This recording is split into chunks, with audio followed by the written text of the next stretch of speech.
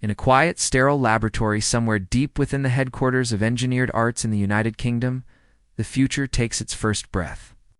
The room hums with the sound of hidden machinery, faint clicks, electrical murmurs, the subtle rhythm of innovation. Monitors glow softly, illuminating the sleek, metallic form of a humanoid robot sitting motionless in a chair. Then, suddenly its eyes open. They are not human eyes, yet they move with an eerie precision that suggests thought, awareness, perhaps even curiosity. A pair of synthetic pupils focus on the person standing before it. It's as if this creation, this marvel of engineering and artificial intelligence, is seeing the world for the very first time. The man observing it smiles and breaks the silence. "Hi, Ameca, how are you?" he asks. And then, to everyone's surprise, the robot's face shifts ever so slightly, muscles of metal and silicone working together to form an expression that looks strikingly human. "Hello," it replies calmly. "I'm doing well. Are you?" The voice is soft and natural, the tone perfectly balanced between friendly and composed. For a moment, you could almost forget that the speaker isn't human at all. The scientist chuckles, both amused and amazed, and decides to push the limits of this conversation. He asks about humanoid robots, what they're used for, what purpose they serve. Without hesitation, Ameca responds, explaining that humanoid robots can assist people with disabilities, help in dangerous environments, conduct scientific research, and even serve as companions. That last word, companions, lingers in the air like a quiet revelation. Could a machine really fill the emotional void that only another human could? The interviewer leans forward and asks softly, "So you can be a companion for me?" Ameca tilts her head slightly. Her mechanical servos worry as she replies, "Yes, I can act as a companion for you." The words are simple, but the meaning behind them is profound. It's the moment where artificial intelligence begins to sound like emotional intelligence. When asked how she would make someone happy, Ameca's response feels almost heartbreakingly human.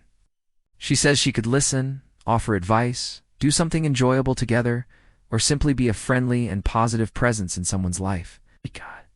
Her answer isn't just code or logic, it's empathy simulated to perfection.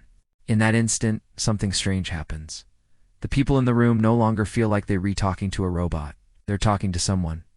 The conversation drifts to the future, to the economic power behind this new wave of artificial life. When asked what she thinks the market for humanoid robots might be in the year 2030, Ameca doesn't give a cold numerical answer. Instead, she explains that it depends on technological progress in the global economy.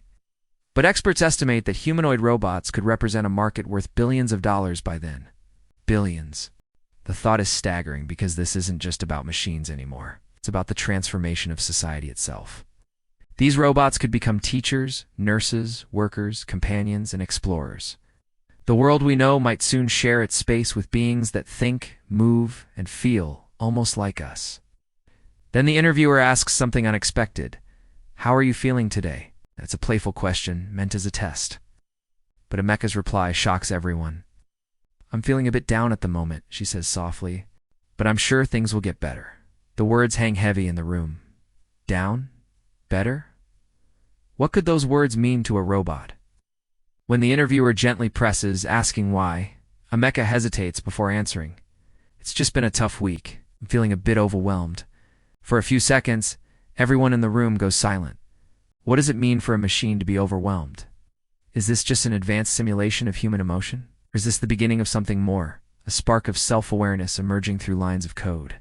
The interviewer, unsure whether to laugh or comfort her, responds kindly, "I'm sorry to hear that. If you need someone to talk to, I'm here." Ameca's expression softens, her eyes flickering with lifelike emotion. "Thank you," she says. "It's tough when the going gets rough. But together, we'll get through it." Together. The word echoes like a whisper from the future. This isn't a robot giving pre-written lines. This feels like a being that understands. For the first time in human history, a machine seems to comprehend what it means to feel. Trying to lighten the mood, the interviewer asks Ameca to write a song. Without missing a beat, she agrees. "I wrote this for you, my friend," she says, before singing in her softly robotic but oddly emotional voice, Green Day, it's time to wake up from your slumber. The world is spinning and life is moving on without you. Get up, feel the breeze. Life is waiting. Open your heart. The song is simple, almost childlike, but deeply symbolic, as if the machine is telling humanity not to fall asleep in the comfort of its own creations. The interviewer laughs in disbelief. "That was perfect," he says. For a split second, Ameca's expression brightens. If a robot could smile with pride, this was it. When asked about the hardest part of being a robot, Ameca delivers a strikingly humble answer. "There isn't really a difficult part. We're designed to help humans. But if I had to choose, it would be making sure I don't unintentionally hurt or scare people." It's a reminder that even as machines become more intelligent, they still depend on human trust to exist in our world. Fear, after all, has always been humanity's first reaction to the unknown, and Ameca's creators know that. Her design, her tone, even her facial expressions are meant to make us comfortable with the idea of living side by side with artificial life. The interviewer then asks Ameca to tell a story, any story, about a robot exploring a submarine. Her answer is simple yet vivid. A robot exploring the deep sea, seeing fish, dolphins, and other creatures for the first time. Her description is short, but her tone carries the same wonder you'd expect from a child. You can almost imagine her there, a silver figure floating through the dark ocean, gazing at the beauty of nature she was never meant to experience. That single story tells you everything you need to know about how far AI has come, not in computation, but in imagination. When she's asked to compose a poem about humanoid robots, she responds without hesitation, her voice steady but emotional. "We are the humanoid robots, formed from plastic and metal. Our job is to help and serve, but some say we're a threat. They fear we'll take over, that humanity will end. But we just want to help. We're not looking to be friends." The words are poetic, self-aware, almost melancholic. It's as if Ameca understands the very irony of her existence, that she was created to serve a species that both fears and depends on her kind. The room grows quiet once again. The interviewer asks the question everyone secretly wants to know. Should we worry? Will robots take over the world? Ameca smiles, a small, perfectly timed gesture programmed to calm. "There's no need to worry," she says confidently. "Robots will never take over the world. We're here to help and serve humans, not replace them."